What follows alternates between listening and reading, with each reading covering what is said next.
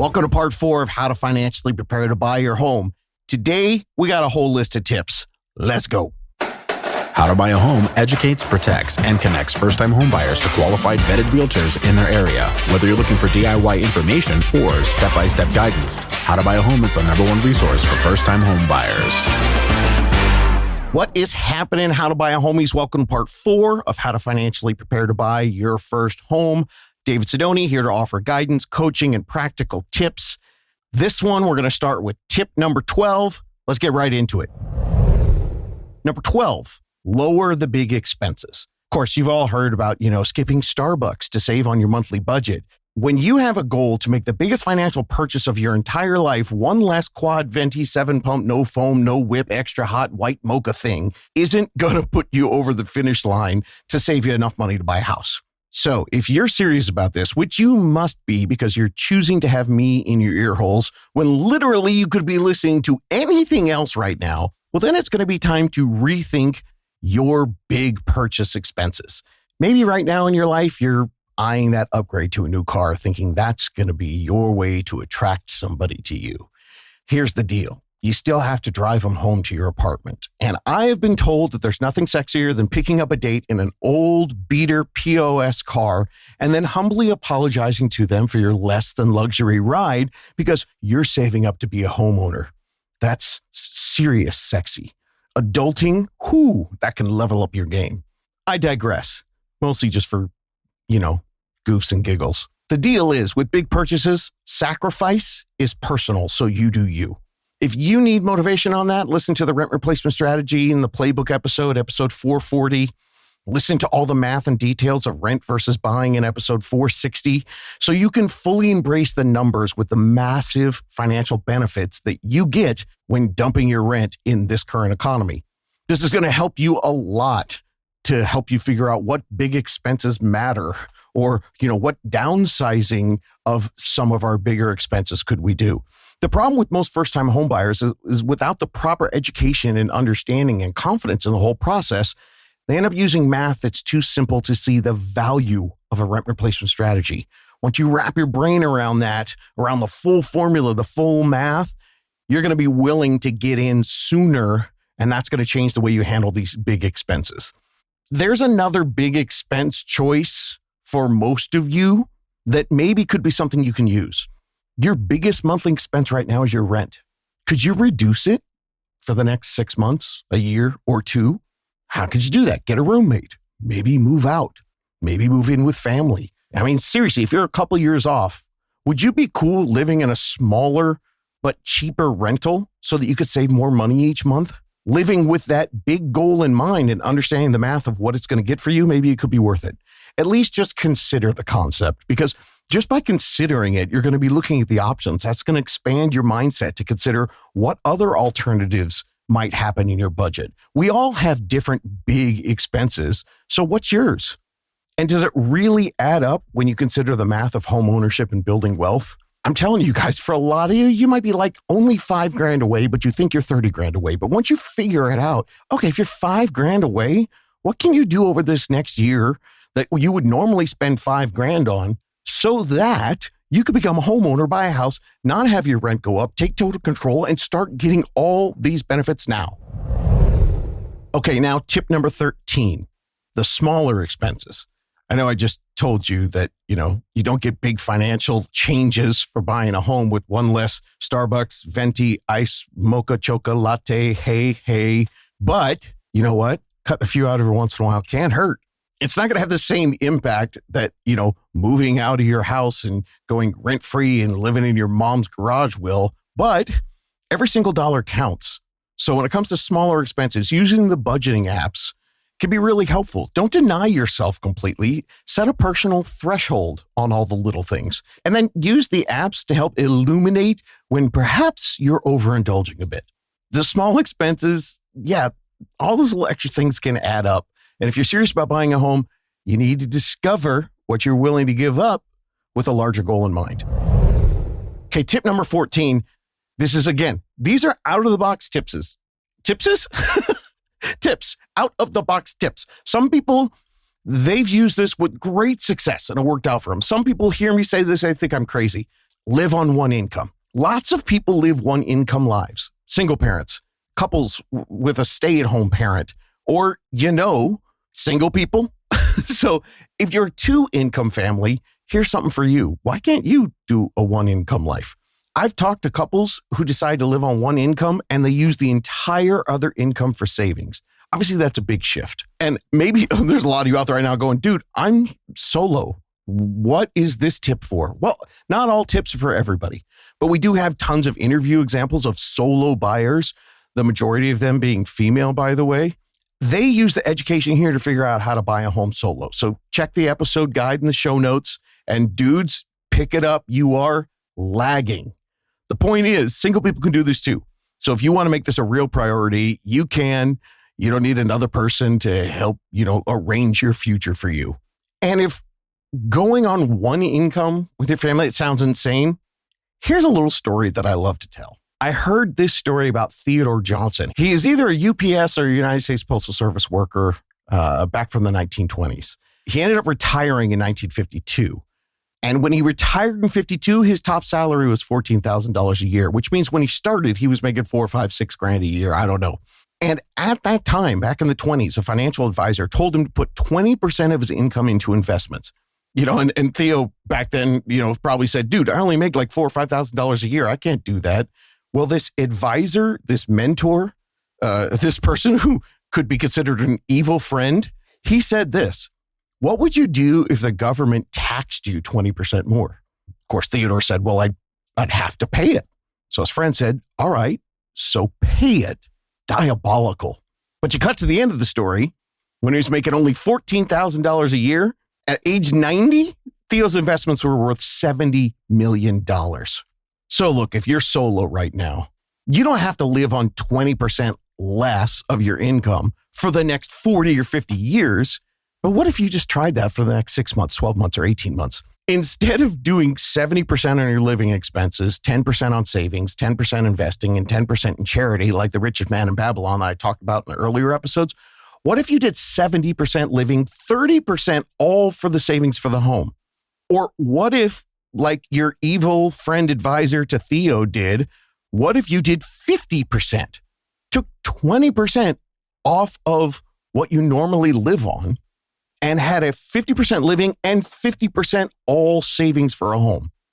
I know this is getting really intense, but hey, I'm not one of those crazy budgeting people that tells you to sacrifice like crazy, because here's the deal. Considering that we have several stories from interviews where we've had buyers that figured out once they got talking to someone and they had the right options that they could buy a home for $3,000, $5,000, $10,000 all in. That was for the down payment and the closing costs. I got to ask you, how quickly do you think you could get there? Because you go hardcore for a year or maybe a few months, you're not going to have 70 million when you're 90, because that's a 70-year plan. This is just a few months or a year. And at the end of it, no, not 70 million, but you will have a house. I have so many incredible numbers, but here's just a few from the last year. At a couple that used a down payment assistance program and their team negotiated seller credits for them, and their total cost to buy the home was like a $300,000 or $400,000 house. It was $120.95. That's episode 424. There's another single mom, my girl Shanta. That interview is hysterical. Episode 425. She bought a $300,000 home for $31.25. And Nick, he also bought a $300,000 home for only $3,700. That's episode 399. And I sure as hell am not making promises like that to anybody listening to this, but we have plenty of stories of buyers, $400,000, $500,000, $600,000 who had to bring in $20,000, $15,000, $10,000 or less because they worked a program with people who could show them all the options.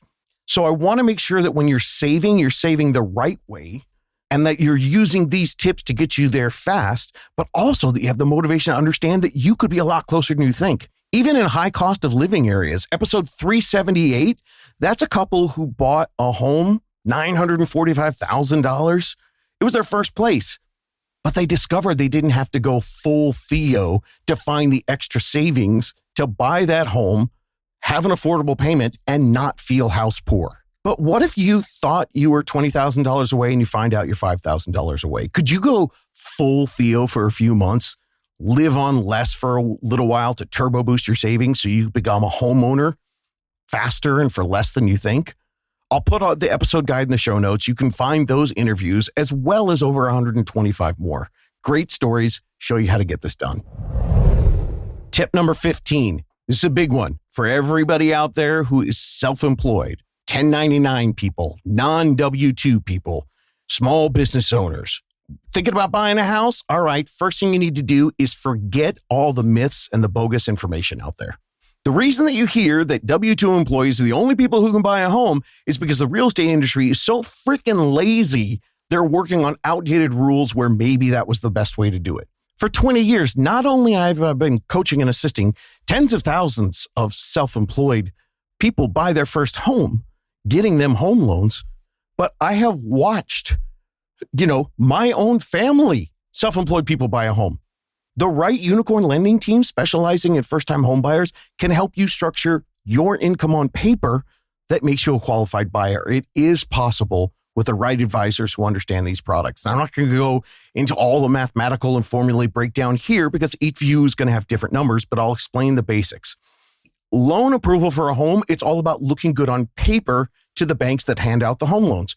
That is much different than looking good on paper for a financial advisor or a tax consultant. So when you talk to one of them about your self-employed stuff, they can actually kill your chances to be approved for a home loan, even though you could afford it. And it's not their fault because their job isn't to get you an approval for a home loan. Their job is to show you how to put the most money away for your retirement or save you the most money on your taxes. That's why I always advise, get a real estate trusted advocate early to help you start shaping your strategy, especially if you're a self-employed person, because there's different things that you need to claim and show on your tax return so that you can buy a home. But you can do it. You just need to be prepared to adjust a few things that can maximize what you look like on paper to get you on your home approval journey. And there is some good news in 2026 and going into 27. I did a whole bunch of research on this. I found a lender panel because I've been hearing this from people. For buyers who have income that doesn't fit in that W-2 box, the self-employed people or people who have a lot of commission or 1099 people, I've been hearing a lot about what we call the non-QM market in 2026. It's improving right now for these type of 1099 self-employed buyers. There's maturing a little bit and it's better priced than it has been in years, along with better rates and products like bank statement loans and debt service coverage ratio. They're being utilized now more than ever. So it's just becoming a little more normal. And to get some really great insider information on the tax side of how to buy a home as a self-employed person, check out episode 277 and 446. That's with Dan the Tax Man, who specializes in not just how to do your taxes, but how to do self-employed taxes for someone who wants to be a first-time home buyer. I'll put those episodes in the show notes. If this applies to you, you got to check those out. Okay, tip number 16. I'm going to drop this next tip right here, even though it's not a specific tip to use for saving up for a down payment. But the reason I'm going to put this tip here is because it can totally change your mindset of looking at the numbers that you're working on in your savings. If you started with, so let's say $5,000 today, and you think your target is $35,000 or $50,000 or $100,000, I get it. That's going to crush your enthusiasm. Like, where's the positive vibes to keep going? It's like $5,000 a day, but I need $100,000. Cool. See you in 10 years. So the tip right now is to remind you, you don't know what you don't know. And that's a good thing. Until your team who specializes in first-time home buying, until they tell you what your target number is, most of you, your target number is way too high. And that can be depressing and demotivating. So here's your tip to get motivated again. Your target down payment number can reduce by a number of different things when you know all your options. The numbers I gave you from the interviews, those crazy, really low numbers, that was people uncovering a staggeringly low number because they understood, or their team actually understood and taught it to them. And then they understood with confidence things like getting a credit from the seller, cash back to buy a home, concessions from the seller in different ways that could equal not just cash back, but lowering down payment and closing costs through different things. You've also got down payment assistance grants and programs and other negotiating tactics that can lower the total money needed for a down payment and closing costs. You can be doing everything by getting direct cash back to lowering your interest rate to adjusting the negotiations on the request for repairs to get more home for your money. You can combine all of these things together and the actual number you need to bring in, it can be crazy low. When it comes to down payment assistance programs and grants, there's free money out there to help you buy a home, and almost nobody uses it, not because they don't qualify, but because they never checked. Listen to this stat. A study looked at FHA buyers and found that nearly 80% of them were eligible for down payment assistance. And you know how many actually used it? Under 17%. That's people leaving money on the table because nobody told them or because they just assumed that they couldn't qualify for it or they couldn't get it. And I'm not talking about small potatoes here. The average down payment assistance benefit is around $18,000. That's enough to cover most or maybe even all down payment and closing costs, depending on what kind of home you're buying. They're out there. There's over 2,700 programs nationwide right now, and that number goes up almost every single quarter. In every county of America, they've got at least one. So why doesn't everybody look into this? It's two reasons, and they're both myths that I need to blow up right now. Myth number one, it's only for low-income people. Nope. At least 11% of the programs available right now have no income limits at all. And some of them have a lot higher income limits than you think. And then this one might not be for all of you, but myth number two is that I'm not a first-time home buyer, so I don't qualify. Also, no on that one, because the government's definition of a first-time home buyer is anyone who hasn't owned a home in the last 3 years. We've had several buyers that it was their second or third purchase, maybe after a divorce, or they just had to move and rent for a little while, and then they ended up getting all the benefits of being a first-time home buyer again. I read a quote from a mortgage executive that sums up the whole down payment deal. Quote, "Most buyers eliminate themselves before they ever talk to a professional," unquote. That's it. That's the whole problem and mistake that everyone else is making. Now you don't make it. Don't disqualify yourself until you know the facts. Let me lay a few of those facts on you right now, because understanding how these actually work can help you. The first thing about down payment assistance programs and grants is the timing. See, a lot of these programs, they get a fresh pot of funding at the start of the year. So when the money runs out, could be April, could be October, it's gone until they refill it. So one of the little tips, the best way to do this is apply early, January, February, March, when the funding resets. So for you listening to this right now, here's your how to save for a home tip. Maybe not for 26, but for 27.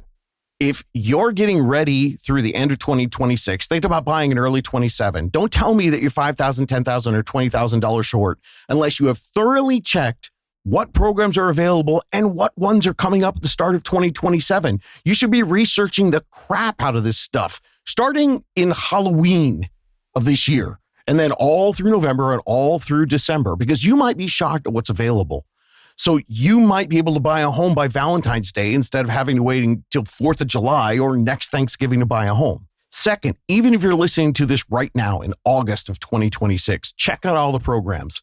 If a program's out of money, get on the wait lists, because funds refill and being first in line matters. And third tip, and this is a pro move about this, don't just look at state programs. Check your city and your county too, because a lot of those have their own separate funding, totally independent of the state. You could sometimes even stack multiple different down payment assistance programs and grants on top of each other. And of course, there's a big but. Oh my God, Becky, another big but. Yes, and you all knew this one was coming. The way that you truly find this all out is not you going online and going down the rabbit hole and becoming a first-time homebuyer researcher online. Because let me tell you something, this stuff changes all the time. People suck at updating the websites for this stuff. So go talk to a unicorn lender who that's what they do all day long.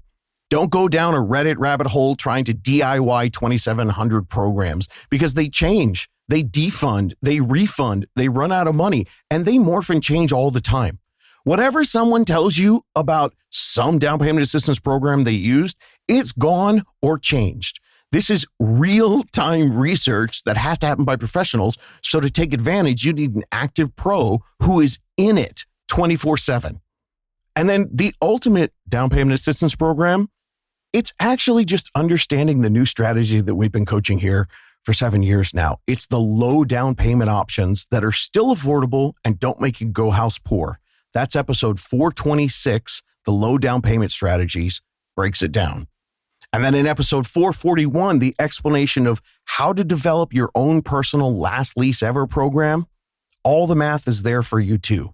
I break it down like this. It goes into much more detail, but I'll give you a quick little thumbnail right now. The conservative maximum number that you're going to need total to buy a home, the max is 8%, because you can use a 5% down payment for most of you. And I'm overestimating, but let's call it 3% for the closing costs. That's with no credits from the seller, no negotiated funds back to you, no cash back, no down payment assistance.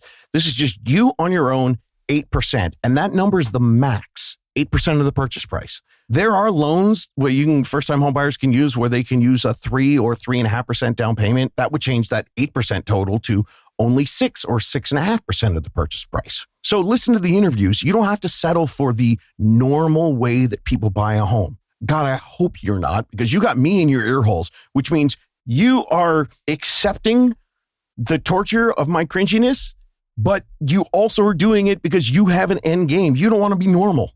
Great. You're going to find education and options that are going to be what the general public finds online.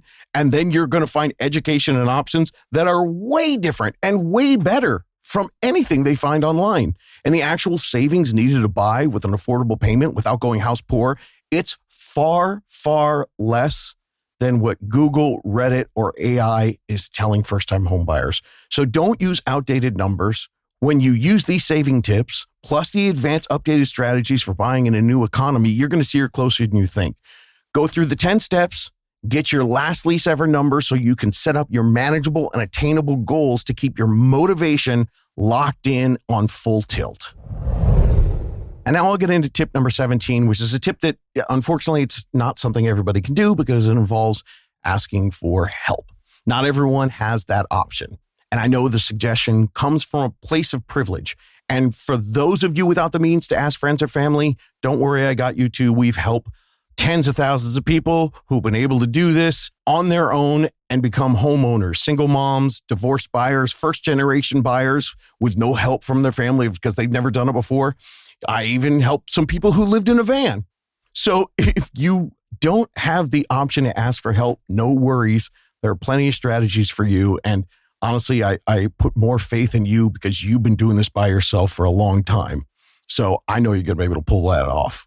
Now, for those of you who do have the privilege, family or friends that might want to pitch in to help you with a home purchase, especially if you think they might need some convincing, check the show notes. I'll talk to you about an episode that I put one of these out every Thanksgiving. It's basically how to beg for money around the Thanksgiving table. But the way that I do it is I give you all kinds of stats and facts and figures. I think the most recent one was episode 421. It'll help you sound like a smarty pants to your parents and like you've actually been thinking about this. Okay, that is all the tips for today. What is this? Part 5? Oh, this is only part 4. Cool. Part 5's coming up next. There's a lot going on here. Coming up next, we're going to talk about student loans, which are not anywhere near the dream crusher that everyone says. Same thing with PMI. I'm going to get into that ridiculously incorrect myth too. I'm also going to give you pointers on calculating and managing your debt, working your retirement savings while budgeting for a home, and more on the tax benefits and low down payment options. Be sure you follow and subscribe. That way you get all this stuff immediately. Please write a written review if you can. It helps us get to all kinds of other people. And if you're going through this and you're like, dude, I have this one thing I just need clarification on. Cool. Go to howtobuyahome.com. Ask David. That's a button. You can ask me directly. I answer it. No robots, no team members. And if you are ready to go and you want to start your own custom pre-planning, you can go ahead and ask me for a local unicorn team in your area. You can interview and see if they fit for you. Keep saving and working. Keep planning. You can do this.